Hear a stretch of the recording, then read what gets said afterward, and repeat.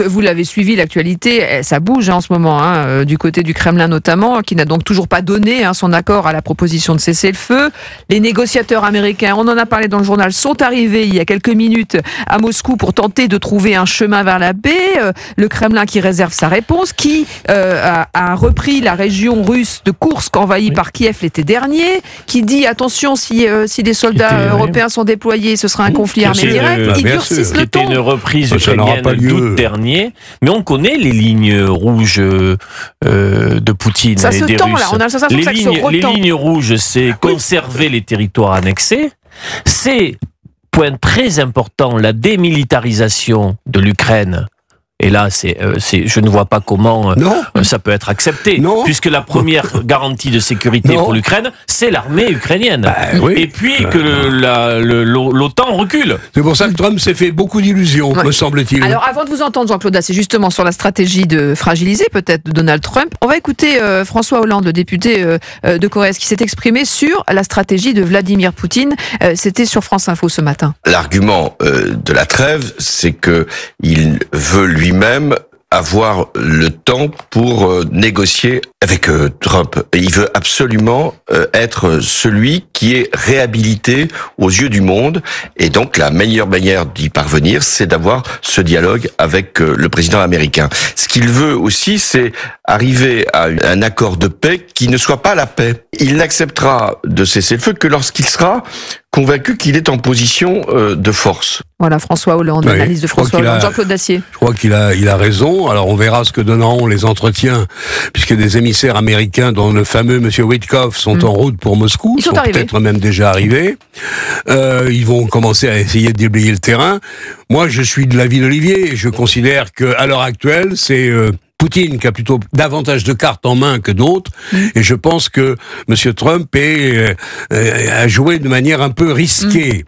Et je vois pas pourquoi, sauf s'il obtient satisfaction sur beaucoup de points, et que la trêve de demain, ou le cessez-le-feu de demain, est au détriment de l'Ukraine, je ne vois pas comment... C'est le portable de Jean-Claude Dacier qui sonne, on vous dit tout, chers auditeurs d'Europe 1. Un peu. Je ne vois pas comment on peut espérer un cessez-le-feu équitable, où j'ai beau chercher, je ne trouve pas de quoi satisfaire les légitimes demandes des Ukrainiens. Donc on va voir si M. Trump a lui des arguments sur un certain nombre de points, notamment les sanctions, qui peuvent être levées plus rapidement. Bref, il y a un deal qui va se nouer. Mais on a la sensation que pour l'instant, ça se durcit, vous avez raison. Et Vladimir Poutine veut garder les cartes en main. On l'a vu hier en treillis aller sur le front. Il est en chef de guerre, Olivier d'Artigol. Oui, c'est un moment important pour Donald Trump qui a annoncé une paix dans sa campagne et dans les premiers jours de son administration. En disant, qui d'ailleurs, tous les présidents précédents, la semaine dernière avait dit mais ça ne posera aucune difficulté, le déploiement de soldats européens pour garantir la sécurité. Sauf que Poutine n'a jamais avancé d'un millimètre sur cette question-là. Ce que veut Trump, c'est solder cette question-là, faire en sorte que les États-Unis se désengagent en effet financièrement et militairement pour s'occuper de son grand sujet, c'est-à-dire l'affrontement direct avec la Chine sur le plan de la guerre commerciale. Il n'a pas d'autre objectif sur son second mandat. Mais moi, ce qui me semble important pour notre pays, Jean-Claude, c'est que bien sûr, il y a l'effet drapeau pour le président de la République, mais le débat politique doit se nourrir et notre démocratie doit vivre pleinement, que ce soit au Parlement, parce que sur la manière de voir l'avenir, il y a plusieurs options en face de nous. J'ai rien contre cela. J'aimerais beaucoup, Jean-Claude, qu'on évoque les questions de réarmement. Le Cornu a dit la semaine dernière qu'on devait passer de 50 milliards à peu près 90 milliards par an, mais pour quelle politique de défense? Puis avec pour quelle stratégie? Pour quel type de guerre? Le lieutenant de Gaulle, avant 40, disait il nous faut des chars. Là, il nous faut en effet des drones. Mais c'est un vrai débat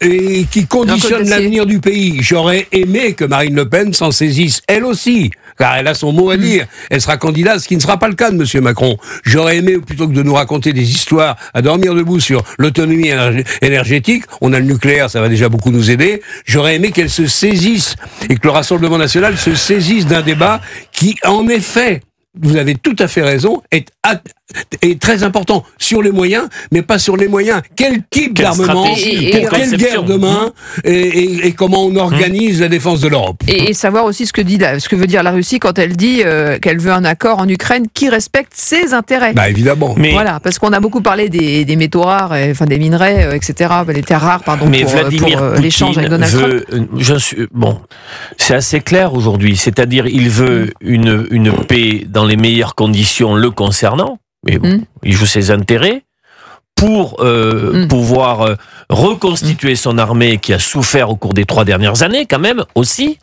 et pour très certainement aller vers de nouvelles offensives, vers des territoires russophones, vers regarder la manière dont la Moldavie aujourd'hui est très inquiète, regardez le plan d'armement de la Pologne, donc le glacis des pays autour de la Russie est très très inquiet, donc c'est à ça qu'il faut se préparer. Et Jean-Luc Mélenchon, il vous avait manqué? Vous avez envie de savoir ce qu'il pense justement du conflit en Ukraine? Si vous me le dites, si vous allez l'entendre, il est de retour, Jean-Luc Mélenchon, et il est contre le réarmement, vous l'entendrez. Ça m'étonne pas.